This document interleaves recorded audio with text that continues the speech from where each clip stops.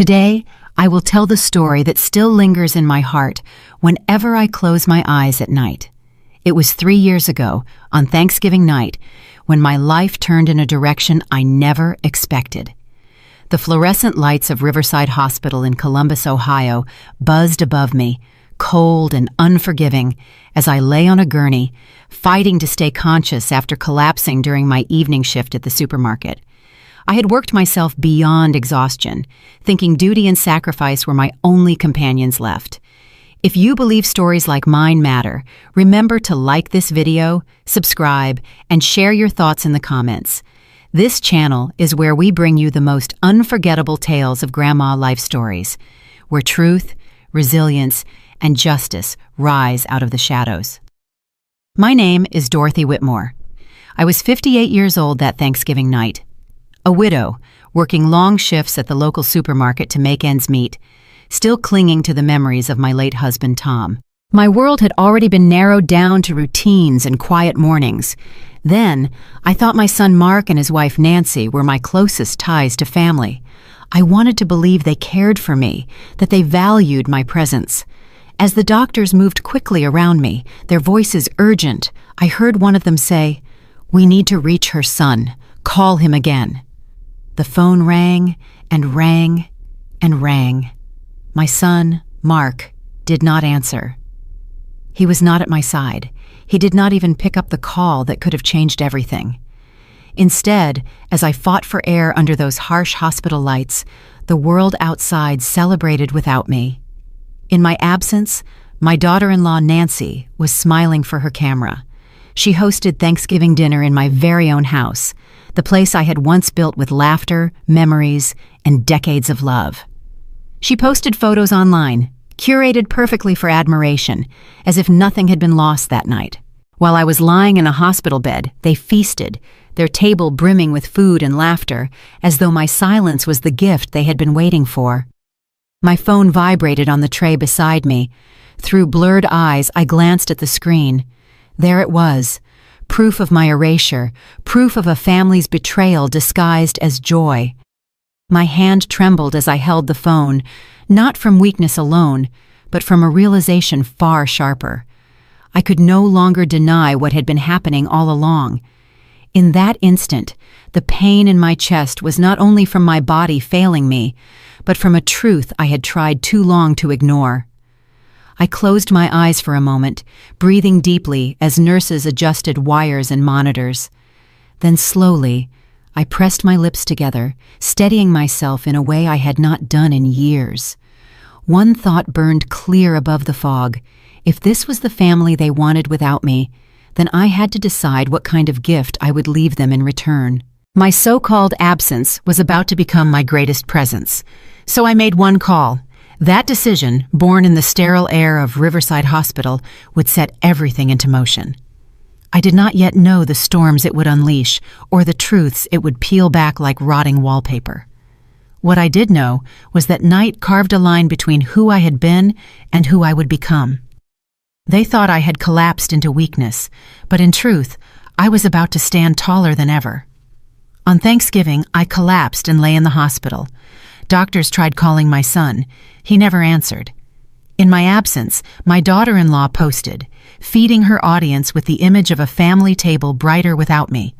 But when I made that one call, I set in motion a chain of events that would end with a different kind of gift, one that left them frozen in silence, unable to mask the shame they had carefully hidden for years. That was my turning point, the beginning of my long fight back, and the moment I learned the deepest lesson of my life. Family is not proven by photographs or by empty chairs at a dinner table.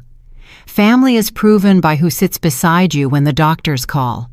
But what I did not realize then was how their obsession with appearances, with perfection at all costs, would eventually turn against me. And as I lay in that hospital bed, I felt a kind of clarity that comes only when everything you have taken for granted is stripped away. This is where my story begins. 3 years before that night, I had agreed to let Mark and Nancy move into my house on Maple Avenue. They said it was only temporary, that Evelyn, my granddaughter, needed stability for school. I believed them. I wanted to help them. I thought by stepping aside, I would still be part of their lives. Instead, I became the ghost at the edge of their table, tolerated but never welcomed.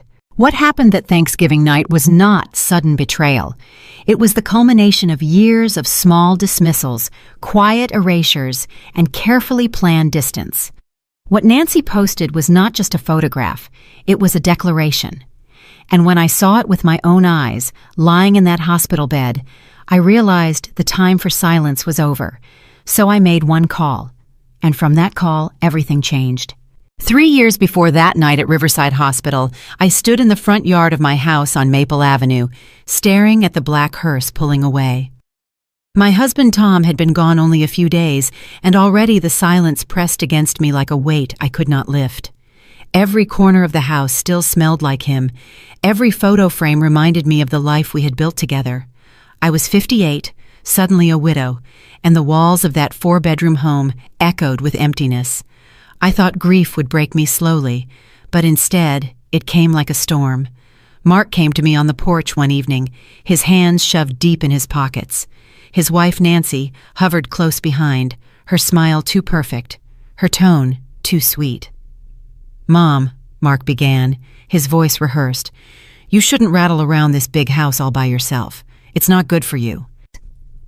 I looked at him, still holding Tom's old mug in my hand, and asked, "What are you saying, Mark? That I can't handle living in my own home?" He shifted uncomfortably, but kept his tone firm. "It's not about handling it. It's about what's healthy. Evelyn needs stability, and you need peace. This house is too much for you."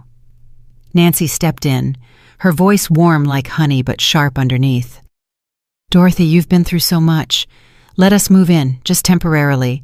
You can find a cozy apartment, something easier to manage. Evelyn will have her school, her friends, her home base. It's what Tom would have wanted. Family close together." I studied their faces. I wanted to believe them. After all, they were my son and daughter-in-law. I asked carefully, "Just temporary? Until you get your own place?"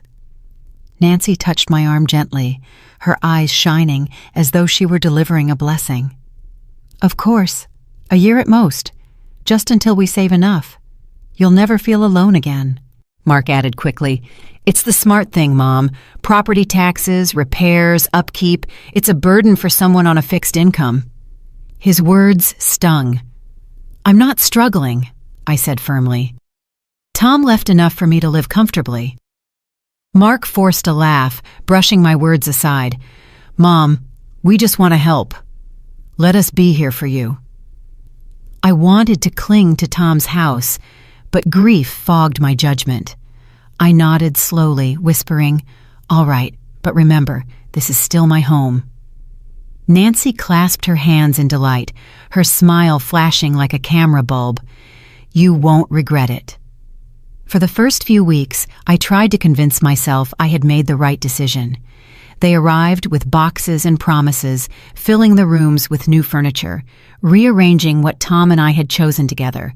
Evelyn, my granddaughter, ran through the hallways with laughter, and for a moment I believed this was family coming closer, not further away. But soon, small things changed. My favorite chair in the living room was moved to the basement. Nancy's bright floral wallpaper covered the walls where Tom's photographs had hung. "This house needs a fresh start," she said, snapping pictures on her phone. One night at dinner, I noticed something sharper. The table I had polished for 30 years was crowded with Nancy's new decor. My seat at the head of the table was gone. In its place sat Nancy, radiant and composed, her phone propped against a glass, recording Evelyn as she said grace. I was placed at the far corner, my plate half hidden by a flower arrangement. I tried to smile for Evelyn's sake, but inside I felt the floor tilt. I whispered, "That was Tom's chair." Nancy answered without looking at me, "Oh, Dorothy, we thought it would be better this way. You can sit where the light doesn't bother your eyes." Mark gave me a quick nod, as if that settled it. Evelyn's eyes flickered toward me with confusion, but she said nothing. The next day, I noticed Nancy uploading a new series of photos online. My house, my dining room, my kitchen. The captions spoke of our perfect family home, never mentioning me. In each photo, my absence was deliberate. I stood just outside the frame, like a ghost haunting my own life. I asked Mark quietly one evening, "Do you think this is right? Changing everything so soon after Tom's funeral?" He sighed, tired, dismissive. "Mom, you have to stop clinging to the past. Nancy is just making it feel more alive. Let her. Don't be difficult." "Difficult," I repeated under my breath. The word burned. I started paying attention more closely. Each bill that arrived still had my name on it. Utilities, taxes, maintenance. Though they lived there, it was I who paid. When I brought it up, Mark waved it away. "It's complicated, Mom. Easier if everything stays in your name, just until we sort things out." The more I tried to reclaim space, the more invisible I became. My old wedding portrait vanished from the hallway wall. My china set, once displayed in the cabinet, was packed into boxes and placed in the attic. When I asked where my belongings had gone, Nancy's voice was smooth as silk. "We donated some things. They were outdated. You'll thank me later." But I did not thank her. I sat at the end of that long table, my fork heavy in my hand, watching them laugh and pose for pictures, every click of the camera slicing away another piece of the life I had built. One night, Evelyn slipped into my small rented apartment, tears in her eyes. "Grandma, why don't you come over more? Mom says you like being alone, but I don't believe her." I hugged her tightly, my chest aching. "I'll always be near Evelyn, don't forget that." But as I held her, I realized the truth. I was no longer a member of the family at Maple Avenue. I had been repositioned, reframed, and erased. My own son had let it happen, and Nancy had orchestrated it with precision. That was 3 years before Thanksgiving night, when the final mask fell. At the time, I believed I was sacrificing comfort for family closeness. In reality, I was surrendering ground inch by inch until there was nothing left of me inside that house. Looking back, the signs were there, bright as day. I just refused to see them. But the moment I collapsed in Riverside Hospital, staring at Nancy's post and Mark's silence, I understood what had been taken. And that understanding is what fueled the storm that followed. It started with whispers that grew into blades. Nancy had a way of dressing poison in silk, her voice sweet, but her words cutting.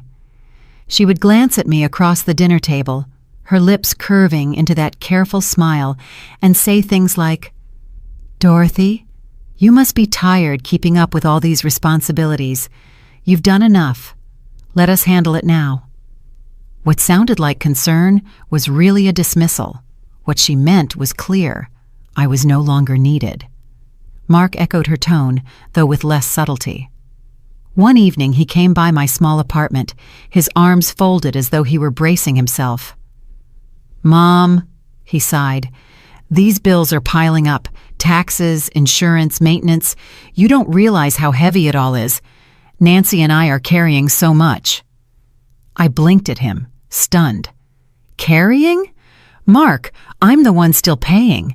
Every statement arrives in my name. That money is mine, my pension, my savings, the checks Tom left behind. I'm the one keeping the lights on in that house." He shifted his gaze away. "It's complicated. Easier if it runs through your accounts. We're managing things for you." Managing things. The phrase coiled around me like a snake. I wanted to believe he didn't mean harm, but my chest tightened with unease. I began combing through my records late at night, every receipt and invoice, and the truth stung me harder than his words. They were living in my house, enjoying my comforts, while I quietly funded it all from the outside. The distance between me and Evelyn widened in ways I hadn't expected. She used to call me after school, running through stories of her teachers and her friends. But now her calls became rare, and when she did speak, her voice carried hesitation. Once, when I asked if she wanted to come stay with me for the weekend, she whispered, "Mom says you need your rest. She says I shouldn't bother you." I swallowed hard. "You never bother me, sweetheart," I told her, but the line had already gone quiet. I knew whose words she was repeating. Weeks later, I decided to stop by the house unannounced. The night air was cool, the windows of my own home glowing with warm light. I paused at the front door, listening to bursts of laughter spill out, laughter that had not been mine for years. I knocked once, then let myself in with the key I still carried. The smell of roasted chicken and spices hit me, familiar and foreign all at once. I walked toward the dining room, my heart quickening. And then I saw it. The long oak table, polished for decades by my hands, was set with silverware and candles. Mark sat at one end, grinning wide, his arm draped over the back of his chair. Evelyn laughed at something he said, her face glowing in the candlelight. And there, in the seat that had once been mine, sat Nancy. Perfect posture, perfect hair, perfect smile, her phone angled just so as the timer snapped a photograph. A family of 3, complete, without me. I froze in the doorway. My chair, the chair where I had served every holiday meal, where Tom once carved turkey, where Evelyn used to crawl onto my lap, was no longer mine. It belonged to Nancy now, as if the years I had poured into that house, into that family, had never existed. Nancy's eyes flicked toward me. For the briefest moment, her smile faltered. Then she turned back to the phone as if nothing had changed. "Say cheese," she chirped, and the camera flash captured them, radiant, whole, and deliberate in my erasure. Mark finally noticed me. "Mom," he said with surprise, not guilt. "You didn't tell us you were coming." I stared at him, my voice steady though my hands shook. I didn't realize I needed permission to walk into my own house. Nancy placed her fork delicately on her plate, her tone dripping with calm authority. "Dorothy, we didn't mean to upset you. We thought it might be easier for everyone if we rearranged things a little. It's just a chair." "Just a chair," I repeated, the words sharp in my throat. My fingers clenched the edge of the doorway. That chair was my place. My husband's memory sat at this table with me, and now you sit there as if it were yours by right. Nancy's smile never wavered. "We're only trying to make this home feel balanced. You've been under so much stress. Isn't it better to let go of old habits?" Evelyn glanced at me with wide eyes, her fork suspended in midair. She wanted to speak, but remained silent, caught between loyalty and fear. Mark leaned back in his chair, his voice calm but firm. "Mom, don't start. This is what works for us. You're making a big deal out of nothing." My throat tightened. Nothing. Years of sacrifice, of cooking, cleaning, building that home with Tom, dismissed as nothing. My hands trembled, but I forced myself to breathe evenly. I would not give them the satisfaction of tears. "I see," I said quietly, my gaze steady on Mark. "You've made your choice, and now I'll make mine." I turned and left before the silence could swallow me whole. Outside, the air was colder than before, biting at my skin. Behind me, laughter resumed, muffled by the walls of what used to be my home. As I walked back to my car, I realized that this was not about a chair. It was about erasure. Bit by bit, I was being written out of their story, and that night was the first time I felt the finality of it. They wanted a family portrait without me, and they had succeeded. But what they didn't know, what they couldn't see, was that I had already begun to write my own chapter. They thought I would accept being the ghost in the corner. They thought I would vanish quietly. Harold had been my neighbor on Maple Avenue for more than 20 years. He was a quiet man, steady, the kind of person who kept his lawn trimmed to perfection and waved every morning without fail. Tom trusted him, and so did I. When Tom died, Harold was one of the first to bring me a casserole and sit with me on the porch in silence. He never intruded, never asked questions, but he understood loss. That was why it shook me to my core when I realized even Harold was being dragged into Nancy's web. It began with whispers I caught through the thin walls of my rented apartment. Harold mentioned later that Nancy had cornered him in his driveway one evening. She stood there in her perfect heels, balancing a casserole dish as if generosity could mask her intent. "Harold," she told him, "you know Dorothy's been forgetting things. It's hard for Mark and me, managing everything. We just want what's best for her." Harold, a man not easily swayed, gave a polite nod but said nothing. Nancy pressed harder. "If anyone asks, maybe you could mention how she repeats herself, or how she's left the stove on. You've noticed that, haven't you?" When Harold recounted that conversation to me weeks later, his voice was low, almost ashamed. He admitted, "Dorothy, she wanted me to lie. She wanted me to say you were losing your mind." The anger that rose in me was sharp, cold, and cutting. I asked him directly, "And what did you say?" Harold looked me square in the eyes, his jaw firm. "I told her no. I told her I wouldn't be part of it. Then I kept my mouth shut. But Dorothy, you need to know, she's trying to build a case against you." Those words landed like a hammer. It was not just Nancy taking my chair at the table or erasing me from photographs.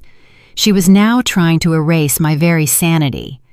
After that revelation, I started noticing small shifts in Harold's behavior.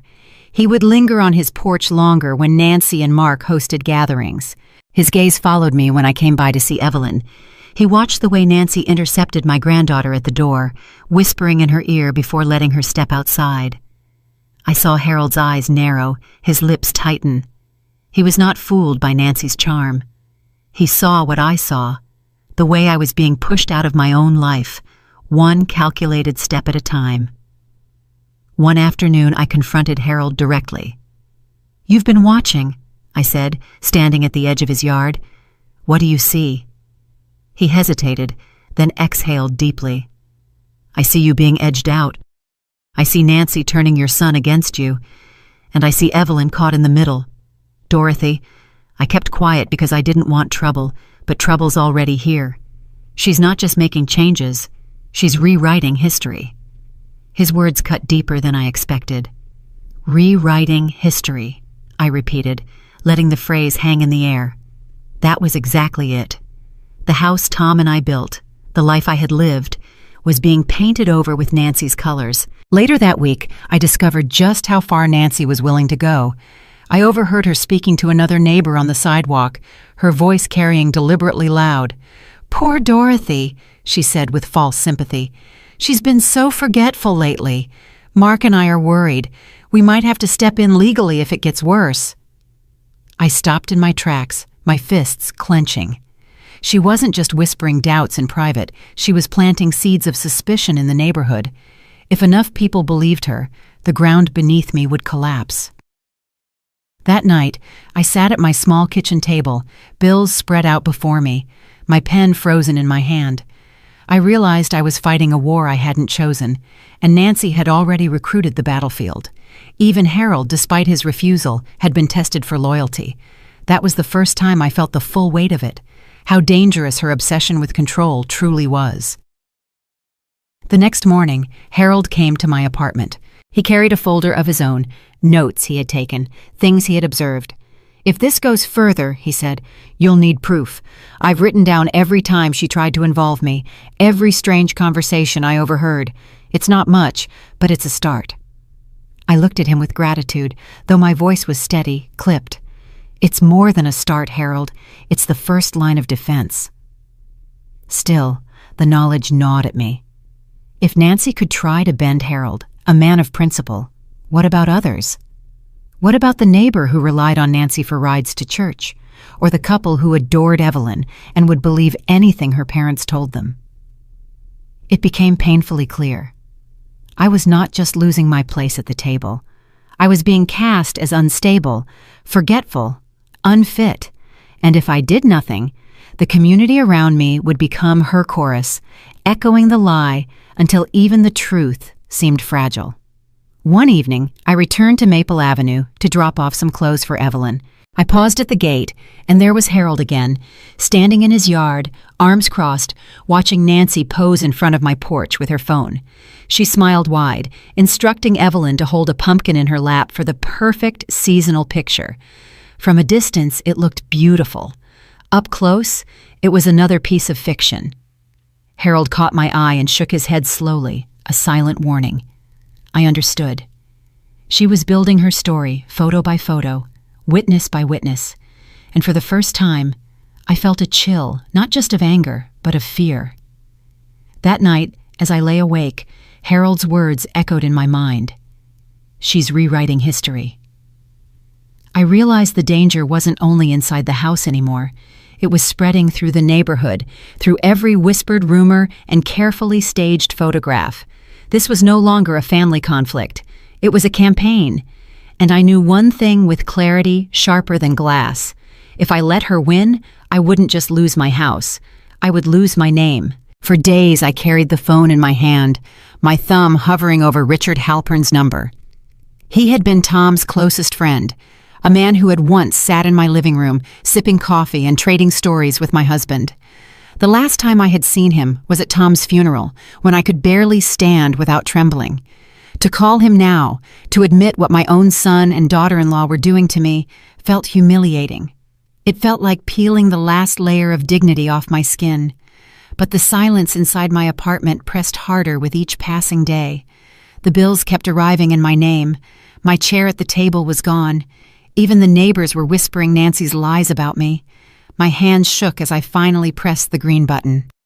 "Richard," I said, when his deep voice answered. For a moment, I couldn't breathe. "It's Dorothy." There was a pause, then warmth. "Dorothy, it's been too long. How are you holding up?" I nearly laughed at the question. "Not well. I need help." "I don't even know where to start." His voice sharpened instantly. "Tell me everything." I poured it out. The bills, the chair, the rumors, the manipulation. When I finished, there was a long silence. Then Richard said firmly, "Dorothy, listen to me. You are still the legal owner of that house. Everything is in your name. That is your strongest shield. But if you let them keep occupying it without objection, they could try to claim legal possession. If you stay silent too long, the law could start working against you." The words landed heavy. "So you're saying they could take my house from me, legally?" "Yes," he replied. "It's called adverse possession. It's not quick, but given enough time, they could attempt it. You need to act now, no more waiting." I closed my eyes, ashamed that it had come to this. "Richard, I feel like a fool. How could I let them do this to me?" "Because you trusted them," he said gently. Then his tone hardened. "But trust has its limits. You have to draw the line." When the call ended, I sat still for a long time. My fear had a new shape now, but so did my resolve. If I was going to lose my house, it would not be by surrender. The next evening, I went back to Maple Avenue. The front door opened before I knocked. Mark stood there, his expression stiff. "Mom, you can't just show up without telling us. You're making things difficult." I pushed past him into the hallway. "This is my house. I don't need permission to step inside." Nancy appeared from the dining room, her smile bright, but her eyes cold. "Dorothy, what a surprise. We weren't expecting company." I looked at both of them, my voice steady. "We need to talk. I've spoken to a lawyer. I know my rights. This arrangement was supposed to be temporary. It ends now." Mark's face darkened. "You're overreacting. We've built stability here. Evelyn is thriving. Don't ruin that." "Ruin?" My voice rose, sharper than I intended. "I've paid for every bill, every repair, every expense while you live here for free. You've taken everything Tom and I built and claimed it as yours. And now you tell me I'm ruining things?" Nancy stepped forward, her tone dripping with calm venom. "Dorothy, you need to think about what's best for everyone. Do you really want to disrupt Evelyn's life? Pull her out of the only home she knows? You're being selfish." My hands tightened into fists. "Selfish? After everything I've given you? After everything you've taken? Don't talk to me about selfish." Mark crossed his arms, his jaw rigid. "Mom, stop. You're only making this harder. Don't destroy the peace we've created here." "Peace?" I laughed, but there was no humor in it. "There is no peace in erasing me from my own home. There is no peace in pretending I don't exist." Nancy's smile sharpened into something cruel. "You should know your place, Dorothy. Times have changed. This is our house now. You should be grateful we let you stay part of our lives at all." Her words sliced through me. For a moment, the room spun. I steadied myself against the wall, staring at the two people who had once been my family. I realized then that Richard was right. This wasn't just manipulation, it was a takeover. They had no intention of leaving. I straightened my back, forcing my voice to remain calm. Enjoy your dinner, but know this, I will not be erased. You may think you've won, but you've underestimated me. Mark tried to soften his tone, though it came out strained. Mom, don't go down this road. It'll only end badly. I met his eyes, steady and unflinching. For you, perhaps. I turned and walked out, my footsteps echoing in the hallway that had once been mine. Outside, the night air bit at my skin, but I welcomed it. My shame was gone. In its place was something far stronger. I was not the fragile widow they imagined. I was the woman Tom had loved, the woman who had built that house brick by brick, and I would not let them take it from me without a fight. Richard called me back 2 days after our first meeting. His tone was clipped, professional, but I could hear the weight in his words before he even said them. Dorothy, I need you to come to my office. There's something you should see. I drove there with my stomach in knots, gripping the wheel so tightly my knuckles whitened. The office was quiet when I arrived, lined with dark shelves and the faint smell of coffee and old paper. Richard was seated at his desk, a thin folder in front of him. He didn't waste time with pleasantries. He opened the folder and slid a stack of papers across to me. What is this? I asked, scanning the top page. My name leapt out immediately, printed in bold letters across a loan agreement. The amount made my breath catch. $25,000. Richard leaned forward, his expression grim. It's a home equity loan. Signed in your name. Approved at a branch near where Mark works. Dorothy, have you ever applied for this loan? The room seemed to tilt. No, I whispered, shaking my head. I've never even been to that branch. I didn't authorize this. Richard's mouth tightened. That's what I feared. I've seen these tactics before. When I looked closer, I recognized something off about the paperwork. The signature here. He tapped the page sharply. It's supposed to be yours, but it doesn't match your real signature on your mortgage file. Whoever signed this was imitating you. My throat felt dry. You're telling me my own son forged my signature? Richard didn't answer right away. He sat back in his chair, eyes narrowing. I suspected for a while that Mark might be handling your documents without permission, but suspicion is one thing. This is proof. I stared at the papers again. My name, my life, my credit, all twisted into something I had never touched. Rage and grief battled inside me until my hands trembled. What was the loan for? I asked. Records show home improvements, Richard said. But when I traced the disbursements, the money didn't go to contractors. It went into a checking account linked directly to Mark and Nancy. I slammed my hand against the desk before I even realized it. They stole from me. They've been living in my house, feeding off my savings, and now they've stolen my name too. Richard's voice was calm but edged with steel. Dorothy, this is identity fraud. It's serious, but we have to be smart. If you confront them too directly without preparation, they'll spin it as you being confused, unstable. They've already started laying that groundwork. The memory of Nancy's syrupy voice floated back to me, her subtle digs, her staged concern, the neighbors repeating lies. My jaw clenched. They've been saying I'm forgetful, that I can't manage my affairs, and now this. Richard nodded grimly. Exactly. It's part of the pattern. They plant doubt, then use financial tricks to tighten their grip. If you do nothing, they'll try to push for legal control of everything you own. The fury inside me sharpened into resolve. Then we don't stay quiet. We fight. Richard studied me for a long moment, then gave a single nod. Good. That's the Dorothy I remember. I left his office with copies of the papers in my bag, my legs heavy, but my steps firm. I drove straight to Maple Avenue, my heart pounding with every mile. When I arrived, the house looked so serene, golden light spilling from the windows, the yard neatly trimmed. From the outside, it could have been a postcard of domestic bliss, but I knew the rot beneath the paint. I stepped inside without knocking. Nancy was in the kitchen, arranging flowers, her phone propped on the counter to capture every angle. She turned, startled, then quickly composed herself. "Dorothy, you should call before coming by."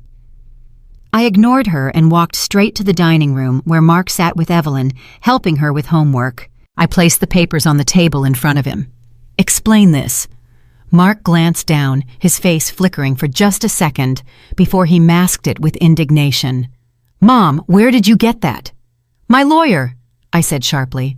"A $25,000 loan in my name, signed at your branch, and the money went straight into your account." Nancy moved quickly to Mark's side, her voice calm but rehearsed. "Dorothy, you must be mistaken. You've been under so much stress. Maybe you signed something and forgot." The sheer audacity made my blood boil. "Forgot? Do you think so little of me that I wouldn't remember signing away $25,000? Do you think I don't know my own signature?" Mark's jaw tightened. "It was for the house, Mom, for repairs, upgrades, things you should have handled, but you weren't in the state to. We did it for you." "You did it for yourselves," I snapped. "You forged my name, you stole my money, and you think you can stand there and pretend it was charity?" Evelyn's wide eyes darted between us, confusion clouding her face. Nancy noticed and leaned closer to her, whispering, "Sweetheart, Grandma is just upset. Don't worry." I pointed a finger at Nancy, my voice low and cutting. "Don't you dare poison her against me." The room fell into silence, the air thick with tension. Finally, Mark spoke, his voice cold. "You need to stop this, Mom. If you push too far, you'll regret it. You don't want to make us your enemies." I met his gaze, steady and unflinching. "You already are." I gathered the papers back into my bag and turned to leave. Behind me, I heard Nancy hiss under her breath, "She won't last. We'll outmaneuver her." The words seared into me, but they only strengthened my resolve. For too long, I had allowed them to rewrite my life. Not anymore. With Richard's proof in my hands, the fight had shifted. They wanted me to be silent, confused, erased. Instead, I would be sharp, relentless, undeniable. I stepped out into the night, the cool air hitting my face like a challenge. They had stolen $25,000 under my name, but what they didn't realize was that this theft had given me exactly what I needed: evidence. The first crack in their perfect facade, and I was going to split it wide open. The courthouse smelled of old paper and varnished wood, the kind of place where truth was supposed to weigh heavier than lies. I walked in that morning with Richard at my side, my folder of evidence pressed against my chest like armor. We had the forged loan documents, the bank statements, and Richard's confidence. For the first time in months, I allowed myself to believe this would end quickly, that the law would see through Mark and Nancy's facade. I sat in the front row of the courtroom, my heart pounding as the bailiff called the case. Across the aisle, Nancy adjusted her blazer and flashed her perfect smile to the gallery, as though she were arriving for a photo shoot rather than a hearing. Mark sat beside her, his expression carefully blank, but I knew that look. It was the same mask he wore as a boy when he was caught lying, waiting to see if the punishment would stick. The judge entered, and the room rose. My knees trembled, but I stood tall. This was my chance to reclaim what was mine. Richard presented our evidence first. He spoke with precision, his voice steady as he laid out the documents showing the $25,000 loan, the bank transfers, the irregular signatures. "Your Honor," he said, pointing directly to the page, "this signature does not match Mrs. Whitmore's legal signature on file. She never authorized this loan." For a moment, the judge's brow furrowed. I felt my chest rise with hope. Then Nancy stood. She carried a binder thick with papers, photos, and USB drives. She handed them to the clerk with the grace of someone passing out party favors. "Your Honor," she began sweetly, "I wish we weren't here. Dorothy is family, but my husband and I have been caring for her since Tom's passing, and we've noticed changes, serious changes, that affect her ability to manage her affairs." I froze as the screen lit up with a video. It was me, fumbling with my keys outside my apartment. The clip was shaky, clearly filmed from across the street. My hands trembled as I dropped the keys twice before unlocking the door. Nancy's voice narrated in the background. "See? She forgets simple things." Another clip played. Me in the grocery store, staring at the shelf for too long before placing a can back. Nancy had twisted my quiet grief into evidence. She produced photos next, printed and glossy. One showed a stack of unpaid bills on my kitchen table. Another captured me at Tom's grave, my face buried in my hands. She turned to the judge, her tone dripping with sympathy. "She's been in decline for years. We've done everything we can, but she's slipping. It's heartbreaking." The final blow came with witnesses. The clerk called names, and neighbors I had known for decades stepped forward. One testified that I often repeated myself. Another said Nancy had confided in him about my forgetfulness. I searched their faces, desperate for a sign of hesitation, but all I saw was fear. Later, I would learn Nancy had cornered them, hinting at lawsuits, debts, and trouble if they didn't support her story. When it was over, the judge leaned back, hands steepled. He glanced at the forged loan documents, then at Nancy's binder. Finally, he shook his head. "At this time, the evidence of diminished capacity is concerning.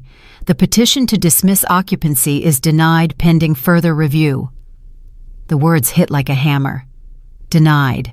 My evidence dismissed. Nancy's lies elevated above my truth. I staggered as I left the courtroom, Richard's hand steadying my arm. Outside on the steps, the autumn wind cut through my coat. My shoulders shook, and for a moment I couldn't tell if it was from the cold or from humiliation. People whispered as they passed, their eyes darting toward me. I caught snatches of their voices. Poor woman, losing her mind. No wonder the kids stepped in.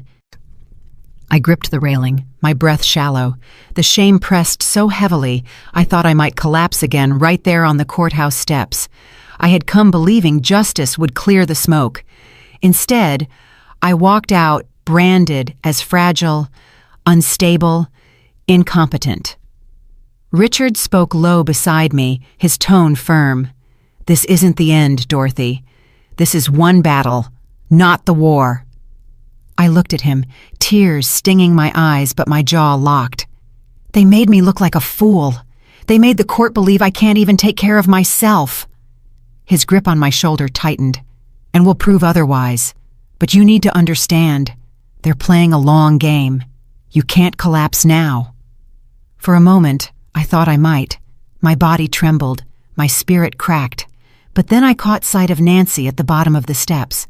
She was laughing softly, her hand resting on Mark's arm, posing for a supporter's phone, as though the courthouse were her stage. That image burned into me, reigniting something fiercer than despair. I straightened my spine, wiped my eyes, and looked at Richard. "They think they've won, but this isn't over. They don't know who they're dealing with." He nodded once. "Then let's go home. Regroup. You'll need strength for what comes next." We walked together toward his car, the chatter of the crowd fading behind us. Inside, I stared out the window as the city rolled past.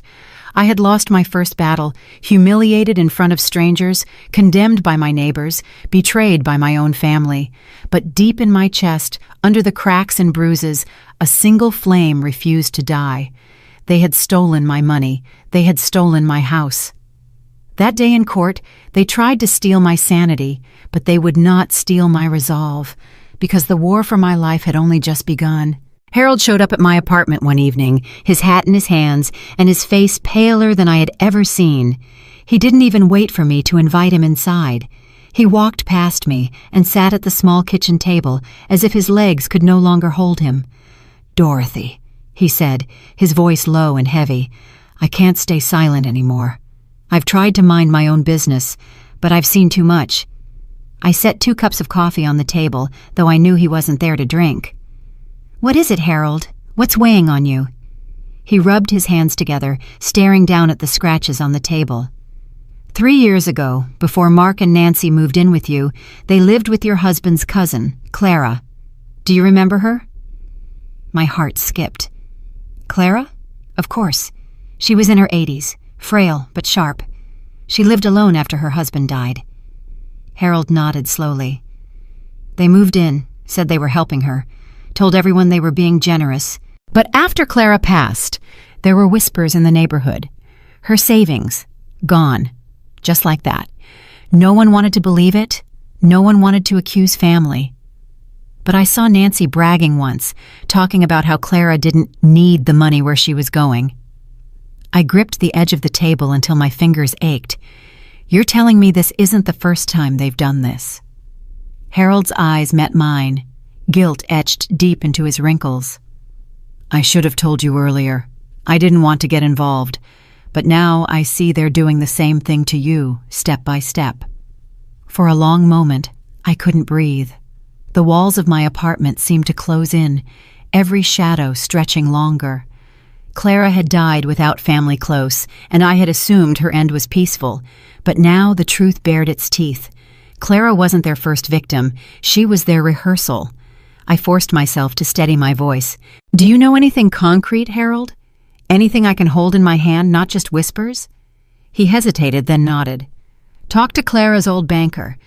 There were withdrawals in the months before she died, large ones. She was too weak to go in person. People assumed she asked family to help, but I think you'll see a pattern. That night, I barely slept. The next morning, I walked into the bank Clara had used, my stomach tight, my pulse hammering. I asked to see a manager, explaining I was her relative and trying to tie up old affairs. After some persuasion, an older manager agreed to pull the archived records. When the printouts slid across the desk, my hand shook. I traced the dates with my finger. 3 years ago, a series of withdrawals in even amounts, each signed with Clara's shaky hand. But the signature... I leaned closer, my eyes narrowing. The curves were too neat, too deliberate. It was the same kind of mimicry I had seen on my own forged loan papers. Did Clara ever come in for these? I asked carefully. The manager frowned. Not once. I remember Nancy and Mark. They always said Clara wasn't feeling well, that they were handling things for her. The blood drained from my face. They had stolen from her, just as they had stolen from me, and Clara hadn't lived long enough to stop them. I left the bank with copies of the records, clutching them like weapons. Outside, the sunlight felt harsh, exposing everything I had tried not to see. Clara's gentle face haunted me. She had trusted them, just as I had. That evening, Harold came by again. I spread the records across the table, my voice clipped with anger. You were right. They drained Clara's savings before she died, and no one stopped them. Harold lowered his gaze. I knew something was wrong. I saw Nancy carrying shopping bags, new clothes, furniture deliveries. But whenever anyone asked, she said it was Clara's idea, that Clara wanted to enjoy her last years. People believed her. I slammed my palm on the table, the sound sharp. They didn't just steal money, they stole dignity. They turned Clara's final days into their feeding ground. Harold nodded, his voice bitter. And now they're trying to do the same to you. Only difference is, you're still standing. I sat back, breathing hard. My chest burned with rage, but beneath it something colder settled in. Clarity. This wasn't just family greed. This was a pattern, a method. Nancy and Mark had perfected it. Move in under the guise of help, isolate the elder, control the narrative, siphon the money, then erase the evidence with charm and staged concern. I thought of Clara, thought of her smile at the last Thanksgiving she attended.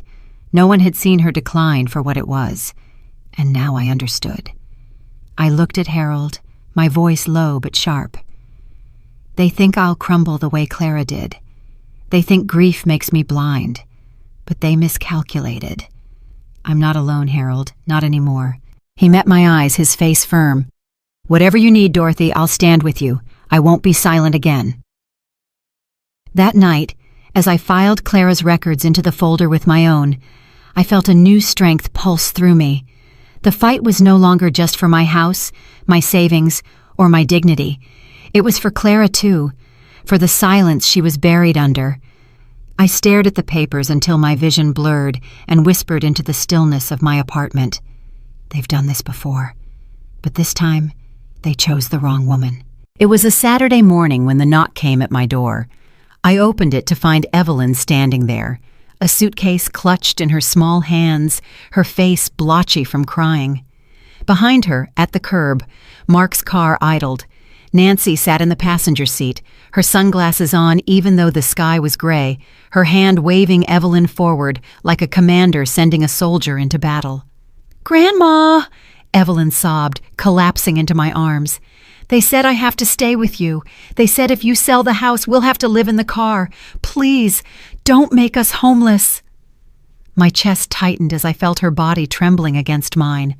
I looked past her, and Nancy rolled down the window just enough to call out, her voice dripping with calculated despair. "Dorothy, we're desperate.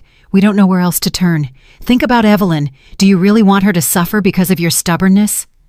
The fury that rose in me was like fire in my veins. I pulled Evelyn inside and shut the door, locking it firmly.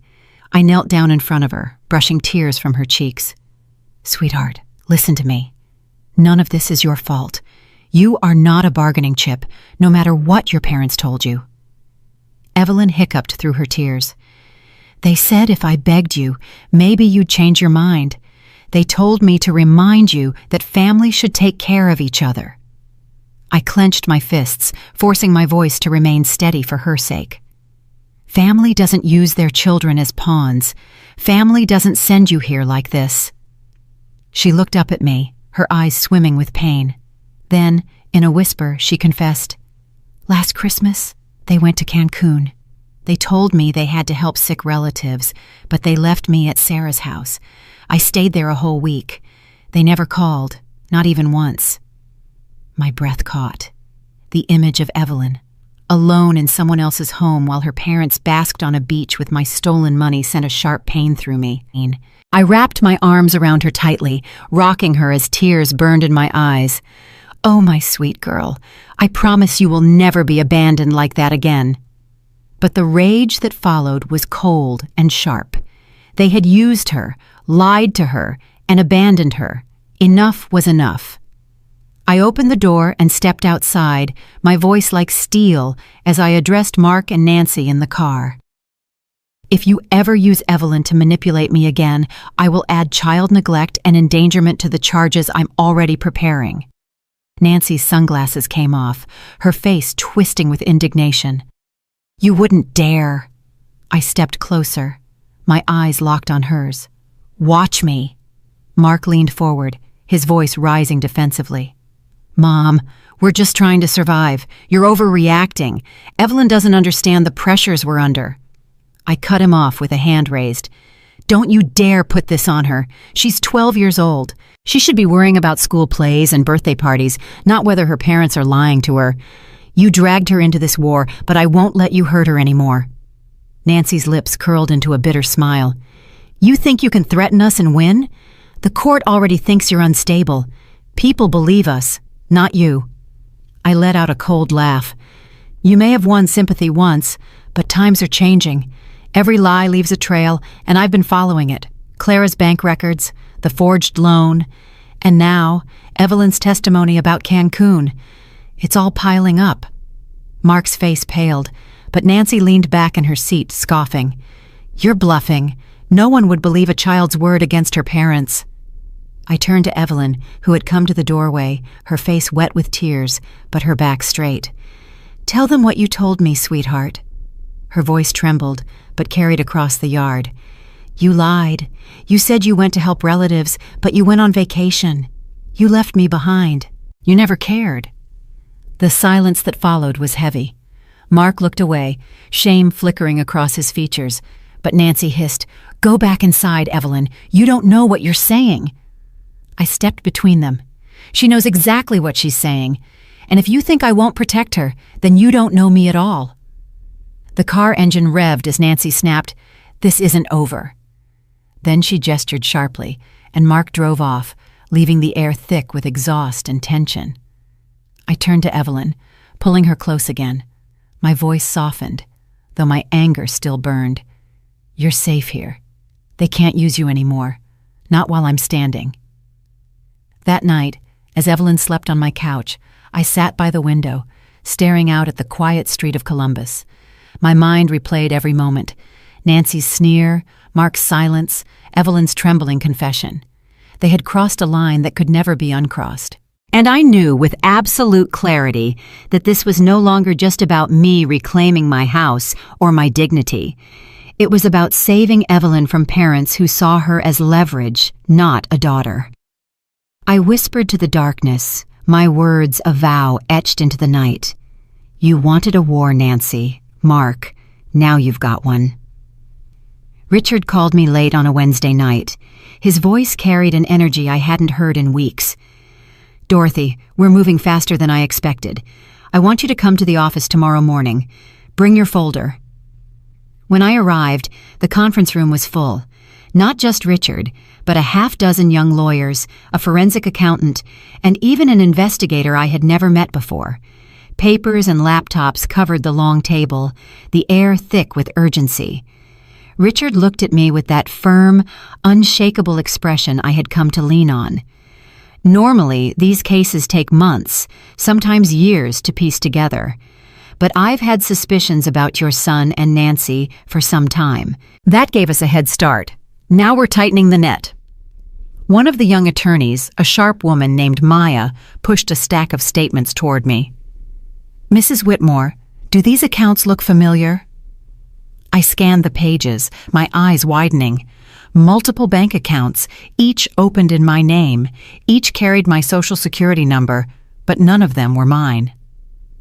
No, I said, my voice tightening. I never opened these. Maya's finger tapped the header. These accounts were used to pay off credit cards. Cards also in your name. We've already confirmed the signature on the applications is forged. Another lawyer leaned forward, his voice grim. What's more, all correspondence was directed to Maple Avenue. They intercepted everything. Bills, notices, statements. You never had a chance to see it. The forensic accountant, a graying man with glasses sliding down his nose, spoke next. We've identified at least 5 credit cards, 2 personal loans, and several retail accounts. Total exposure, roughly $85,000, and it all points back to your son's household. My stomach turned, but I forced myself to sit straighter. They've been draining me dry for years, and now you can prove it. Richard's voice cut through.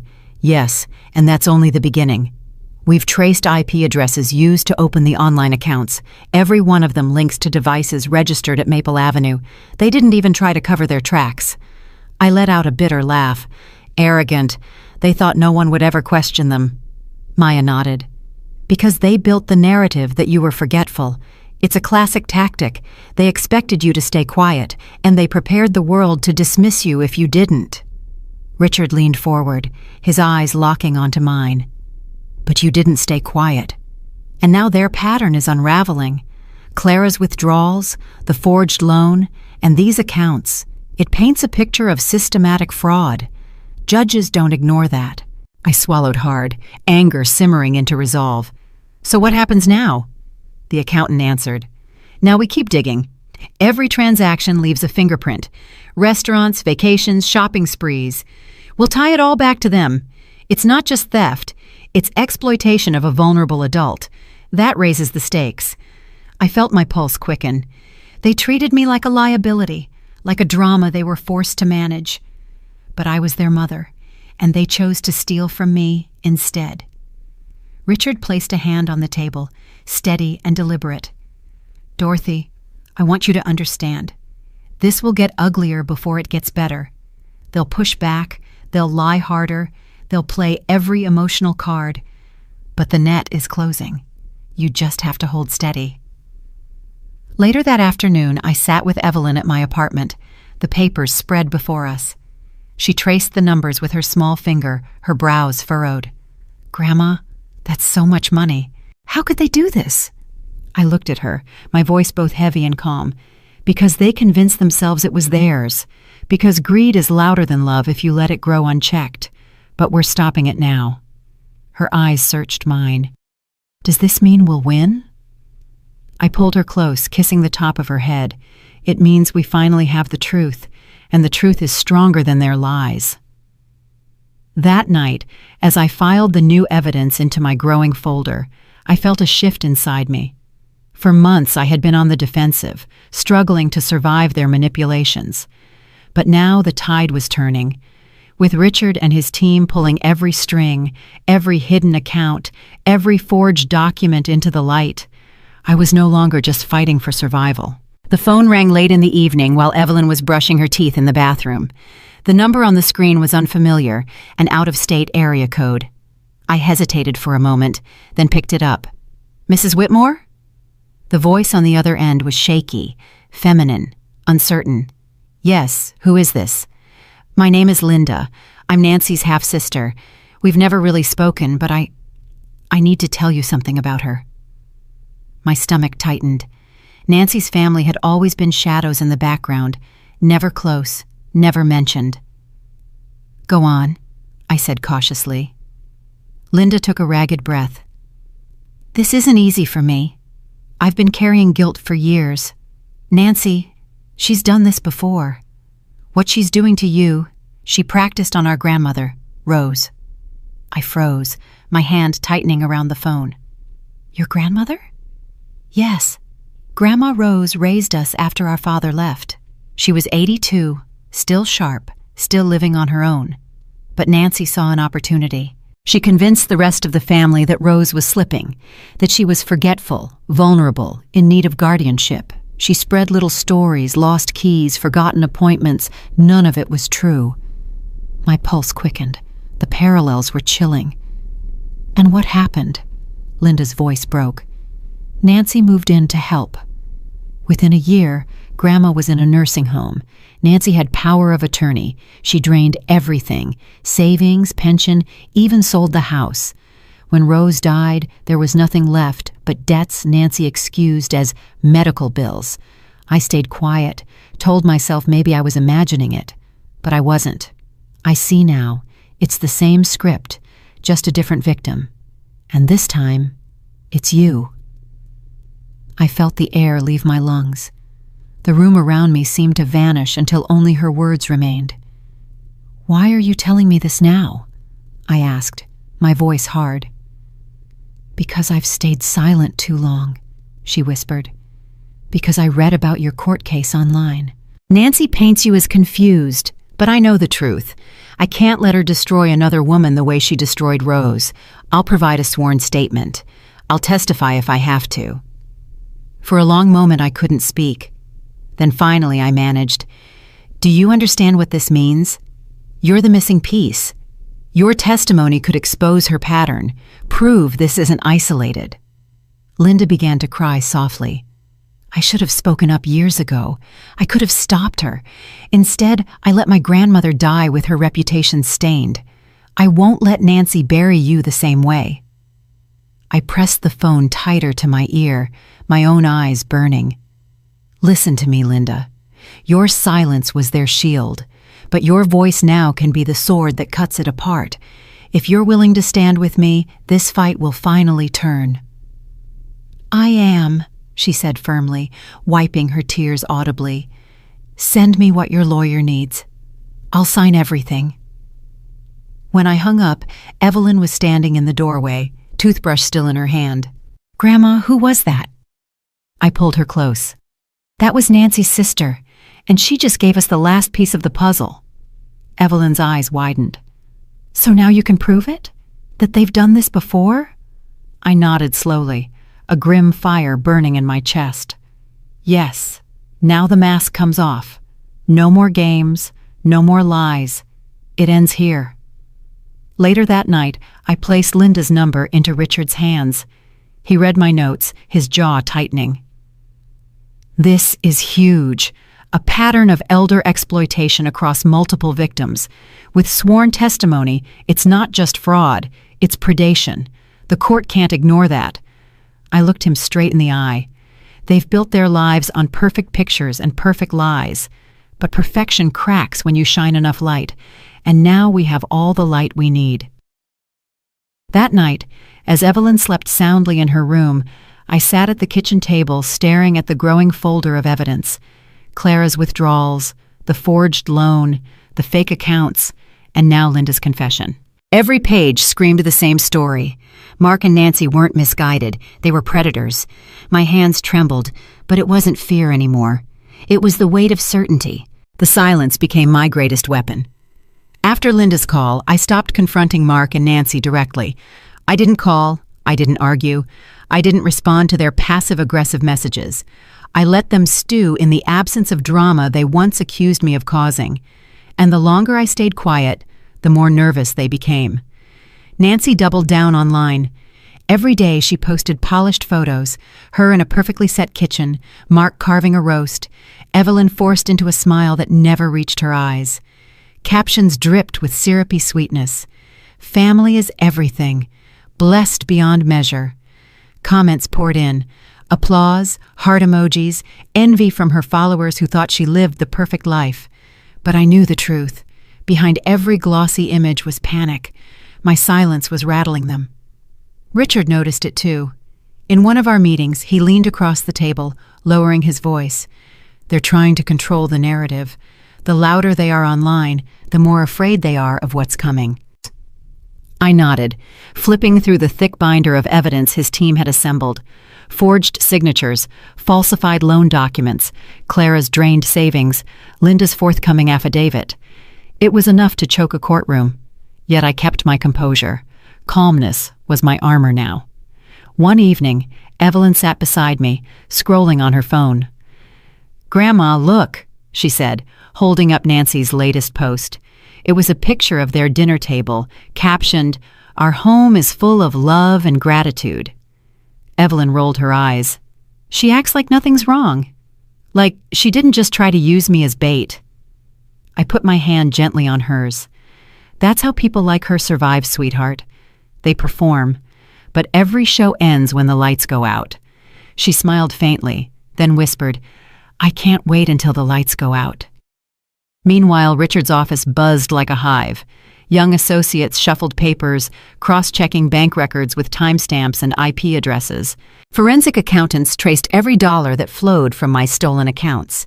The investigator even pulled footage from the bank branch where my name had been forged, grainy video showing Mark walking in, signing documents he had no right to touch. Richard stood at the head of the room one afternoon, his voice firm. This case would normally take months to build, but because we suspected their behavior early, we've been piecing this puzzle together for a while. Now the picture is complete. He glanced at me. "Dorothy, you've endured years of deception, but the storm is about to break in your favor." I listened, silent, my mind already on the Thanksgiving table. I knew what they expected. Another year where I swallowed humiliation while they played host in my house. Instead, I would bring the truth to their feast and watch their empire of lies collapse in front of everyone they sought to impress. The days crawled by, thick with tension. I saw Nancy once across town at the grocery store. She caught my eye, offered a brittle smile, then turned her cart quickly down another aisle. Mark, for his part, avoided me completely. The few messages he left on my phone dripped with false calm. "Mom, let's not drag this out. Let's just settle quietly. Think about Evelyn." I deleted every one without replying. At night, when the city grew quiet, I would sit at my window, the folder of evidence beside me, and watch the streetlights flicker. My hands would rest on the papers like they were a shield.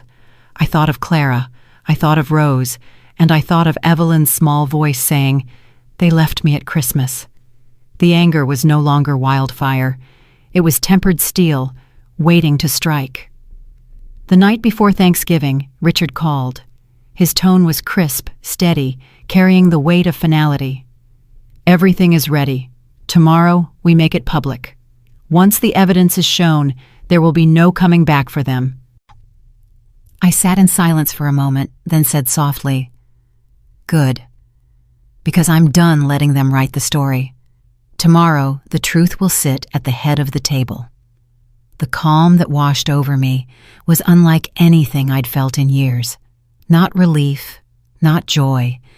It was the stillness before a storm, the kind that makes the air heavy and electric. My enemies thought they were safe, cocooned in lies and staged photos, but the tide had turned. As I turned out the light that night, I whispered to myself, Let them set the table. Let them smile for the camera. Tomorrow, the feast will not taste the way they planned. Thanksgiving Day arrived colder than usual, the sky a pale gray that pressed low over Columbus. I walked up the steps of my own house on Maple Avenue, my folder of evidence clutched in my hands. Through the front window I could see them. Mark carving a turkey, Nancy arranging silverware, Evelyn sitting stiffly at the table. Relatives whispered, laughter floated, but it all died down the second I opened the door. The air shifted instantly, conversations cut short, eyes darted. I stepped inside, every gaze fixed on me as if I had walked into enemy territory. My heels clicked against the hardwood floor, the same boards Tom and I had polished decades ago. My house, my table, my family. And yet I had been erased from it until this moment. Nancy was the first to recover, her smile sharp as glass. She rose, spreading her arms like a gracious hostess. "Dorothy, how wonderful you could join us. We didn't think—" She paused dramatically, her laugh brittle. "We didn't think you'd want to be here after all the confusion." Her tone told the room exactly what she wanted them to believe, that I was the unstable matriarch finally crawling back for forgiveness. I let the silence hang for a moment, then walked forward slowly, placing the thick folder directly in the center of the table. The weight of it hit the wood with a decisive thud. Mark shifted uncomfortably, his carving knife still in hand. "Mom, what's this?" "Let's not ruin dinner." Nancy leaned closer, her smile faltering. "If you came to apologize, you didn't need to bring props." I looked her dead in the eye, my voice calm and measured. "This isn't a prop. This is the truth." The folder fell open, spilling out copies of loan documents, bank statements, signatures forged in my name. I slid one page forward, tapping it with a steady finger. A $25,000 loan I never took, signed at the branch where my son just happened to work. Gasps rippled around the table. Mark's face drained of color. "Mom, that's not—" I cut him off sharply. "Don't lie. The bank video already shows you walking in that day. We both know it." Nancy's painted nails gripped her wine glass. "This is ridiculous. Anyone could have—" I pulled another paper free, Linda's sworn statement. "Linda from Seattle. She's your sister Nancy. She remembers exactly what you did to your grandmother Rose. The same lies, the same pattern. Tell me, does this sound familiar? Convincing everyone an elderly woman was confused while you drained her accounts dry?" For the first time, Nancy's mask cracked. Her jaw clenched, her eyes darted across the room as whispers grew louder, more damning. I wasn't finished. I held up a photo Evelyn had given me, her suitcase on my doorstep, her tears fresh on her face. "And here, proof of what you did to your own daughter, sending her to beg me not to sell my own house while you sat in the car coaching her. Do you know what she confessed that night? That last Christmas, you abandoned her with friends while you vacationed in Cancun. You lied to her, used her, the same way you tried to use me." Nancy's breath hitched, her voice shrill. "She's a child. She doesn't understand." Evelyn stood then, slowly, her chair scraping back. Her small body moved across the room until she stood at my side. She didn't say a word, but the way she crossed her arms and lifted her chin spoke volumes. The entire room saw it. She had chosen where she belonged. I rested my hand on her shoulder, steady and unyielding. Then I looked at Mark, whose face had fallen into shame. Family isn't the people who post perfect pictures. Family is the ones who show up when the doctors call. Remember that when you think of Thanksgiving, because I will never forget who answered and who didn't. The room went utterly silent. Nancy's lips parted, but no words came out. Mark dropped the carving knife onto the platter with a clatter. Relatives who once believed their lies now turned their eyes away, unwilling to defend them. The performance was over, the stage lights cut. I gathered the folder, closed it neatly, and tucked it back under my arm. Then, without raising my voice, I delivered the final blow. "Enjoy your dinner. It will be your last one in this house. The papers are filed, the house is mine, and the law is coming for everything you stole." Evelyn slipped her hand into mine as I turned toward the door. Behind me, the silence was deafening. Perfect plates of turkey and stuffing sat untouched.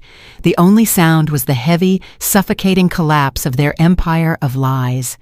And in that silence, I walked out with my granddaughter, leaving them frozen at the table. The sale of the Maple Avenue house went through quicker than I ever expected. A young couple with twin toddlers bought it in cash after a short bidding war. When I signed the last paper and handed over the keys, a strange calm washed over me. That house had held both my greatest joys and my deepest humiliations. Letting it go felt like cutting the last tether to 3 years of betrayal. I moved into a smaller place on the outskirts of Columbus, a 2-bedroom cottage with a modest garden, nothing fancy, but mine, truly mine. No staged photos, no whispered insults in my absence, just peace. Evelyn carried boxes into her new room, eyes shining brighter than I'd seen in years. "Grandma, can I paint the walls any color I want?" she asked. I laughed. "Yes, sweetheart. This is our home now. Do whatever makes you happy." From the very first week, life changed. We planted a small vegetable patch behind the house. Evelyn's hands got dirty as she pushed seeds into the soil, giggling every time worms appeared. On weekends, I taught her how to cook recipes that had been passed down in my family. Tom's favorite stew, my mother's apple pie. She soaked in every lesson, eager to belong to something real, not curated for strangers online. Meanwhile, the legal process moved forward. Mark was ordered to repay what he'd stolen through forged loans and fraudulent accounts. His pride crumbled faster than his finances. I heard he had to pick up extra shifts at his job just to keep up with restitution. Nancy's fall was different, but no less brutal. When word of the investigation reached her online following, sponsors pulled out one by one. Comment sections turned hostile. The woman who had built her identity on polished images of a perfect life was suddenly exposed for what she really was: cruel, manipulative, hollow. I didn't gloat. Justice wasn't about revenge. It was about balance being restored. Still, there was a deep satisfaction in knowing their empire of lies had collapsed under its own weight. They had stripped me of dignity for years, but in the end, the truth stripped them bare for the world to see. One evening, as the sun set over the little backyard, I sat at the kitchen table and began to write. Evelyn was in her room humming softly while working on homework. The house was quiet, safe, full of a warmth I hadn't felt since Tom was alive. I picked up my pen and wrote, "Family is not the ones who polish images online. It's the ones who sit by your hospital bed. I learned that too late, but not too late for Evelyn."